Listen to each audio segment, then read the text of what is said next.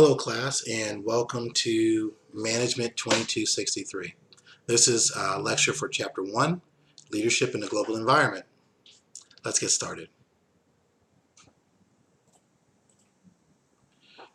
Globalization refers to the increasing interconnectedness of global markets, organizations, corporations, individuals, families, how they interrely on each other, the interdependency of them, the strength and bonds of those interdependent connections, and how they are increasing, much like as a person exercises and lifts weights, how his muscle begins to build fibers on top of muscle fibers, and the muscles get bigger and bigger and stronger and stronger.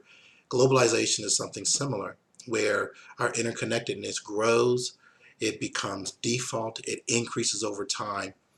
It's a process by which business or other organizations develop international influence and start operating on a multinational level, indeed even a global level. And there is a difference between multinationalism and globalization.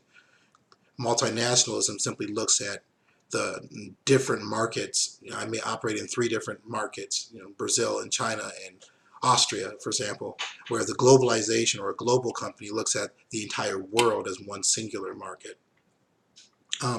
Nonetheless, despite the increases and the importance of globalization, leadership is still very important. And in this course, we're going to focus on both leadership and globalization, global leadership. Leadership refers to the process by which you influence other people to achieve a specific objective or goal. And in this case, if we're talking about managers and organizations, they're leading employees to fulfill organizational goals and objectives. Why is it important to study leadership? Well, because to a certain extent, all of us should be leaders, or all of us should have some leadership capacity within us that we may need to trigger at some point throughout our careers. You learn how to work better with people. You learn to increase the odds of you achieving your personal and professional goals. And you learn how to influence people when it comes to the 5 components of leadership. That is influence, in other words, being able to persuade people to follow you, to believe in you. Organizational objectives, where you're guiding and steering people towards the company objectives.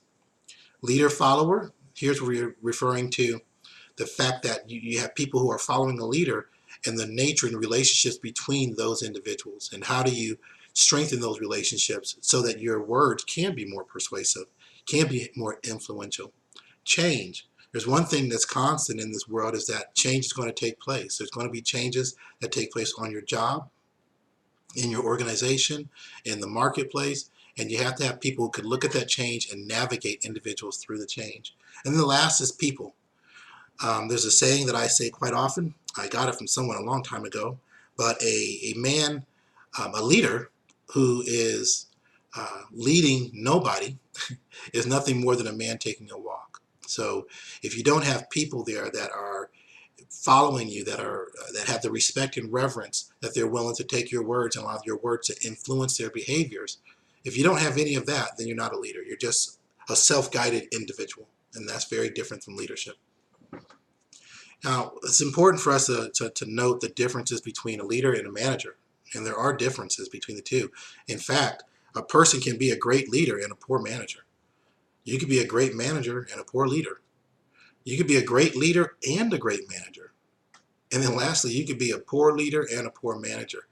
The two, while they have many overlapping attributes, they are very distinctly different concepts. So a leader inspires people to follow him or her.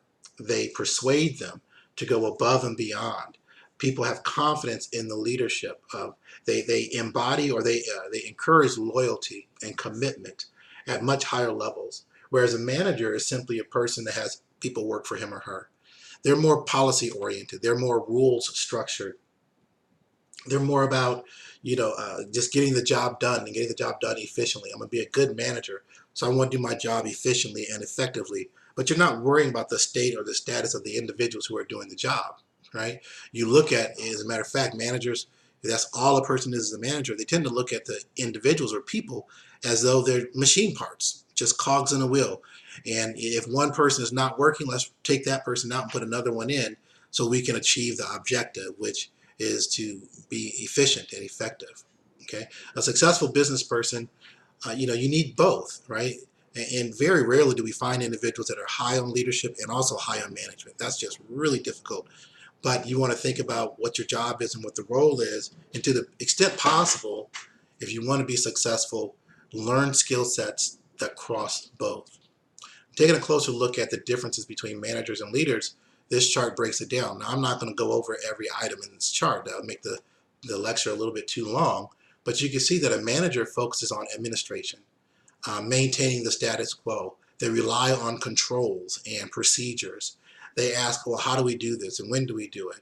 They accept the status quo. Whereas a leader focuses on innovation. They focus on developing their people to be more. They look at the horizon and say, what's the overall strategy? Where are we going? Where can we go next? They challenge themselves to exceed what is merely status quo. So there's definitely a big difference between leaders and managers. There are 3 management skills that are important for any good manager to have. And that is technical skills, interpersonal skills, and decision-making skills. So let's take a quick look at each of those. Technical skills involve the actual ability for a person to do a job. I'd say back in the 1940s and 50s, a person was a manager, they simply managed people. They're what we call a people manager.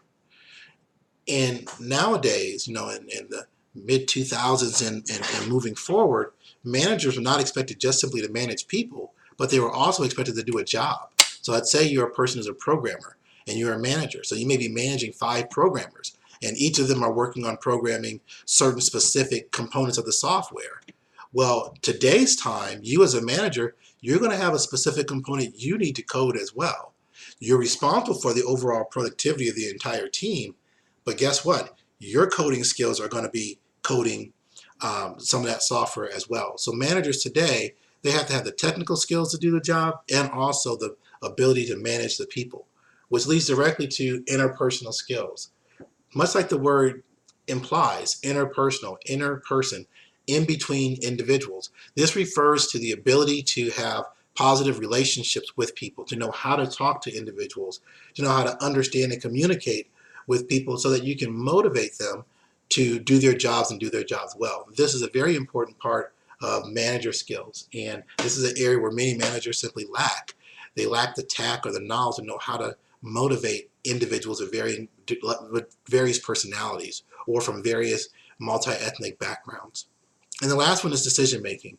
Decision making is based on the ability for a person to conceptualize situations and to determine the right alternative. What's the right answer? So first off, you have to be able to recognize the problem and define it correctly. Because if you're defining the problem correctly, whatever your answer is most likely going to be wrong as well. So you have to have the conceptual power, right, to identify the situation correctly and then analyze it, and then also now arrive at the right conclusion. Well, what should we do as a result of this situation? So frequently people will call this conceptual skills as well. So it could be either decision-making skills or conceptual skills. If you kind of look at the picture down here, you'll see conceptual skills, although right here we call it decision-making skills. Those 2 terms can be used interchangeably. So the rise of global leadership, in the words of Jack Welch, who is an incredibly famous CEO of GE, he actually turned GE around from when it was a failing company and made it back into the powerhouse that it is today. He says, the Jack Welch of the future cannot be like me. I spent my entire career in the United States. The next head of GE is going to be someone who spent time in Bombay, Hong Kong, Buenos Aires. The point he's making here is that the world is changing. Globalization is here. It's becoming a more and more important fact in corporate life. Therefore, the people who begin to operate the senior management positions within an organization are going to have to reflect the globalization and the trends that are taking place. So to that extent, they're going to have taken time to spend out of their host country. They're going to live in different places. They're going to have done international assignments. That way they can manage the company in a global manner and not simply focus on the US market or whatever the home market is of that individual. And this is a trend that's very true. When I was at IBM, it was almost an unwritten prerequisite that if you want to become a senior director or a vice president, that you had taken a number of years and worked an international assignment. So you could bring that knowledge, experience, and skills back to your job as you begin to get promoted up the chain of command. So globalization versus global versus traditional leadership. Traditional leadership can be easily defined in a sense as ability to influence individuals, and we could use one of the five forms of power to do so. We could, coercive power, reward power, legitimate power. We could use one of those powers to ask one or more of them to influence individuals. However, the idea of global leadership or globalization and its effect on leadership really is much more complex than that, because you have all the traditional components of leadership, and leadership in and of itself. To be a good leader is very difficult and very challenging. But man, when you overlay the concept of multinational, cultural, and religious and intellectual differences, it becomes exponentially more difficult. This is why a lot of organizations, when it comes to globalization, they provide special training to their managers on cognition, attitudinal, and behavioral requirements. And what I mean by cognition is that if you're going to work in a different country, you learn cognitively the traditions, the cultures, the behaviors of that host country. You're taught that. Okay, so you can make decisions and you can be rational about what you're making, what you're deciding. You're also given training on your attitude. Refers to your emotional state of being.